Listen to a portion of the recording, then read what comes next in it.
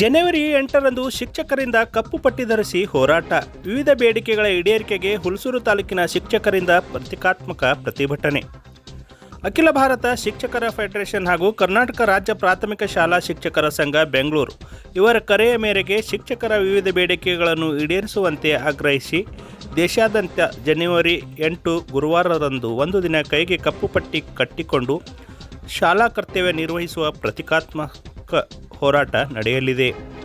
ಈ ಹೋರಾಟಕ್ಕೆ ಬೆಂಬಲವಾಗಿ ಕರ್ನಾಟಕ ರಾಜ್ಯ ಪ್ರಾಥಮಿಕ ಶಾಲಾ ಶಿಕ್ಷಕರ ಸಂಘದ ತಾಲೂಕು ಘಟಕ ಹುಲ್ಸೂರು ವತಿಯಿಂದಲೂ ತಾಲೂಕಿನ ಸಮಸ್ತ ಪ್ರಾಥಮಿಕ ಶಾಲಾ ಶಿಕ್ಷಕರು ಕಪ್ಪು ಪಟ್ಟಿ ಧರಿಸಿ ಶಾಲಾ ಕರ್ತವ್ಯಕ್ಕೆ ಹಾಜರಾಗುವಂತೆ ಮನವಿ ಮಾಡಲಾಗಿದೆ ಎಂದು ಸಂಘದ ಪದಾಧಿಕಾರಿಗಳು ತಿಳಿಸಿದ್ದಾರೆ.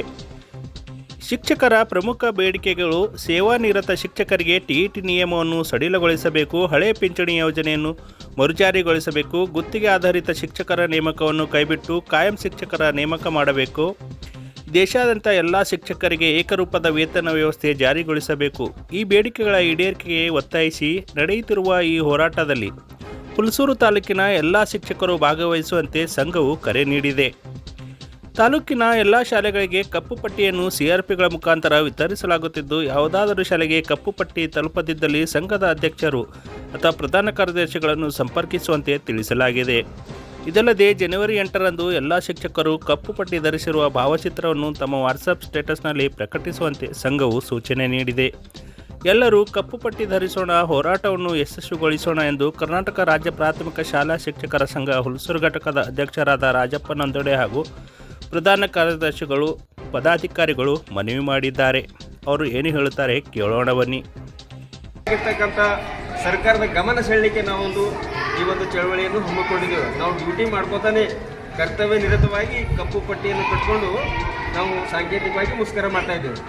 ಎದಕ್ಕಾಗಿ ಮಾಡ್ತಾ ಇದ್ದೇವೆ ಅಂತಂದರೆ ಪ್ರಮುಖವಾಗಿರ್ತಕ್ಕಂಥ ಹಲವು ಸಮಸ್ಯೆಗಳವ ನಮ್ಮ ಶಿಕ್ಷಕರು. ಆದರೆ ವಿಶೇಷವಾಗಿ ಈಗ 8ನೇ ತಾರೀಕಿಗೆ ಮಾಡ್ತಕ್ಕಂಥ ಮುಷ್ಕರದ ಮುಖ್ಯವಾಗಿರ್ತಕ್ಕಂಥದ್ದು ಯಾವ್ಯಾವ ಸಮಸ್ಯೆಗಳಪ್ಪ ಅಂತಂದ್ರೆ, ಏನು ನಮ್ಮ ಟಿ ಕಂಪಲ್ಸರಿ ಮಾಡ್ಯಾರಲ್ಲ ಅದನ್ನು ರದ್ದುಪಡಿಸಬೇಕು ಅಂತಕ್ಕಂಥದ್ದು ಮೊದಲನೇದು. ಎರಡನೇದು ಹಳೆ ಪಿಂಚಣಿ ವ್ಯವಸ್ಥೆಯನ್ನು ಜಾರಿಗೆ ಮಾಡ್ತಕ್ಕಂಥದ್ದು. ಮೂರನೇದು ತಾತ್ಕಾಲಿಕ ಶಿಕ್ಷಕರಂತೇಳಿ ಏನು ನೇಮಕ ಮಾಡ್ಕೊಳ್ತಾರಲ್ಲ ಅವರನ್ನು ಪರ್ಮನೆಂಟ್ ಶಿಕ್ಷಕರನ್ನಾಗಿ ನೇಮಕವನ್ನು ಮಾಡ್ಕೊಳ್ತಕ್ಕಂಥದ್ದು. ನಾಲ್ಕನೇದಾಗಿ ಇಡೀ ದೇಶದಾದ್ಯಂತ ಒಂದೇ ವೇತನ ಎಲ್ಲ ಶಿಕ್ಷಕರಿಗೆ ಇರಬೇಕು. ಮಹಾರಾಷ್ಟ್ರದಲ್ಲಿ ಒಂದು ರೀತಿ ನಮ್ಮ ಪ್ರಾಥಮಿಕ ಶಾಲಾ ಶಿಕ್ಷಕರಿಗೆ ಸಂಬಳ, ಕರ್ನಾಟಕದಲ್ಲಿ ಒಂದು, ಆಂಧ್ರದಲ್ಲಿ ಒಂದು, ಈ ರೀತಿ ಇಲ್ಲ.